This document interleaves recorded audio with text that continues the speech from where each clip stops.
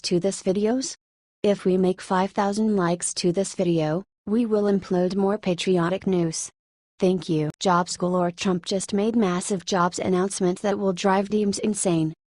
When everyone showed up at Trump's speech on the importance of small business, the last thing they were expecting was the announcement of a massive jobs package beyond their wildest dreams. Welp, leave it to President Trump to make the impossible possible.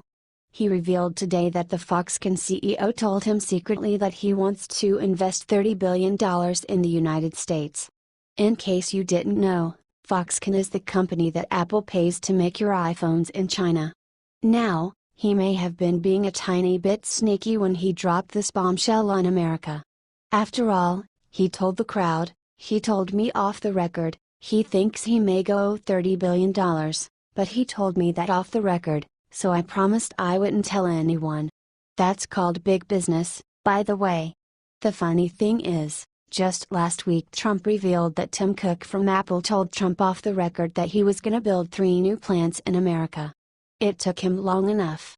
Honestly, China has made pretty much all of the world's smartphones for a decade while Apple hoards cash and pays a measly 18.3% in taxes.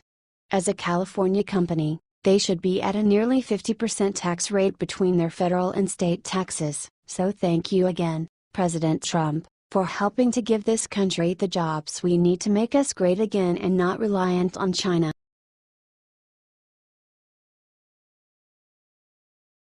IT's going down. Debbie Wasserman Schultz just got the worst news of her life. The amount of corruption that the Awen brothers and Debbie Wasserman Schultz are involved with is staggering. It may be one of the greatest scandals in history.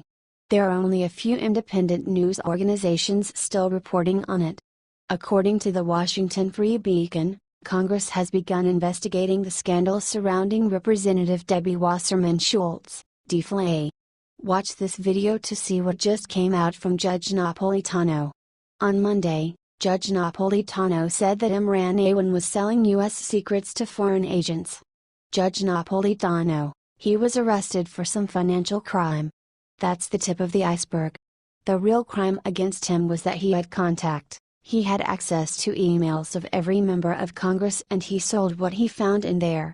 What did he sell and to whom did he sell it? That's what the FBI wants to know.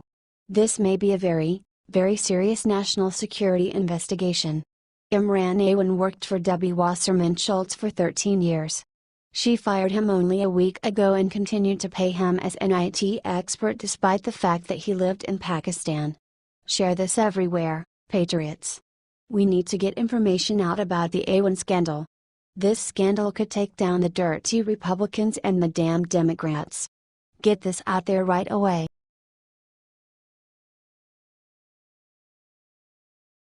Incredible. This prophecy foretold Trump presidency 200 years ago. Look what's coming next. Someone has located a book, written in the 19th century, that appears to foreshadow much of Donald Trump's rise to the presidency. First, one of the main characters in the book is a young man by the name of Barron Trump. Spelled one letter different than Donald Trump's youngest son, Barron. But that's not all. In a book by author Ingersoll Lockwood, called Barron Trump's Marvelous Underground Journey, Barron grows up in Castle Trump but grows bored with his life of riches. But get this, he decides to visit. Wait for it. Russia. Not kidding. It gets better. Barron's adventures in Russia are guided by a character called the Master of All Masters. His name? Don. You can't make this stuff up. But actually, apparently you can, because Ingersoll Lockwood died in the late 1800s. But Lockwood predicted more than just that, y'all. His last book was titled The Last President.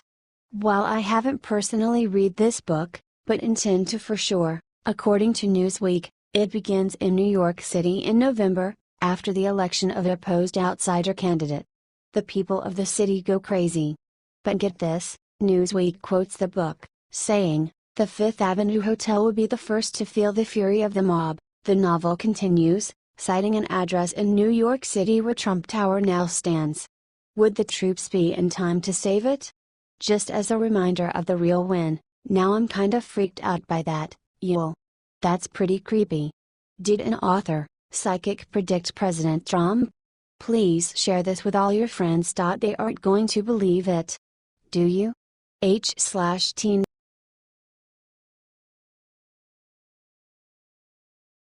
He's back. Jeff Sessions just won back President Trump with an amazing gift. I think it goes without saying that the last week and a half was pretty tense between President Donald Trump and Attorney General Jeff Sessions. A lot of people thought Sessions was as good as fired.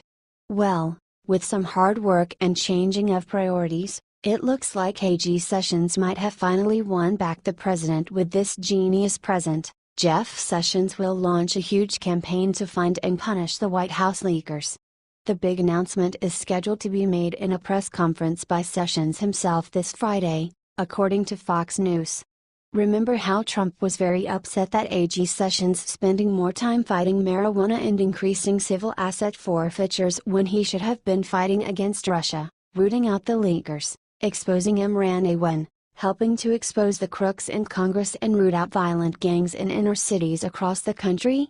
Well, this right here is Sessions trying to show the president he is gonna get his priorities straight and go where he is needed most. It also shows how much better the cabinet works with General Kelly in charge. Now we will just see if the president is happy enough with the actions Sessions is taking to outweigh his recusal on Russia. I am sure they are on better terms now, but that is still a huge factor. Let's do a poll. Comment what you think Trump will do with Sessions now and share this out to see how many answers we can get.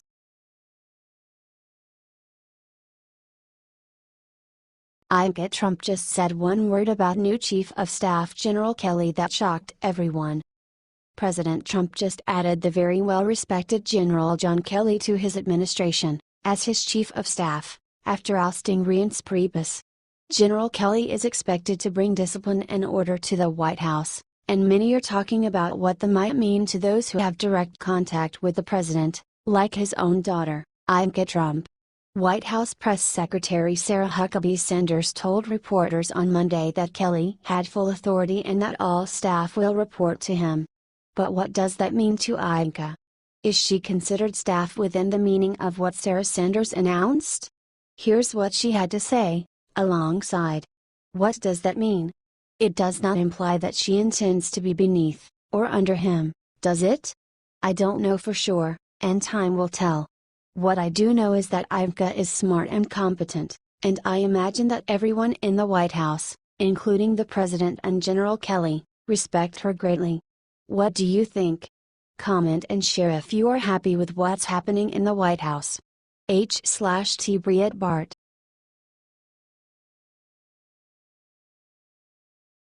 Finally, what this Judiciary Committee Rep.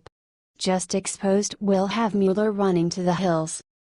Representative Trent Franks, RS, has finally had enough of Special Counsel Robert Mueller's obvious conflicts of interest and has called for him to step down, according to Fox News.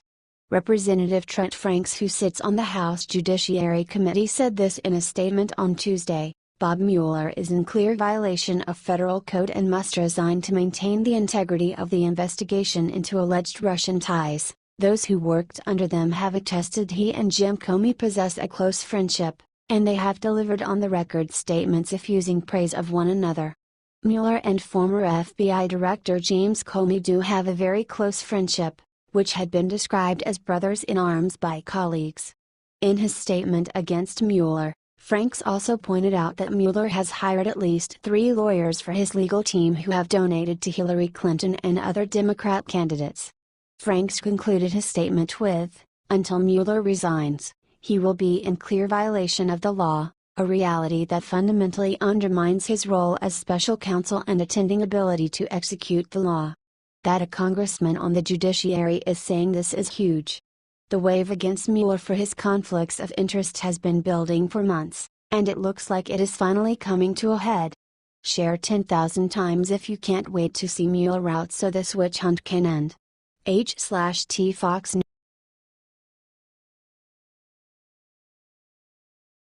Kapa.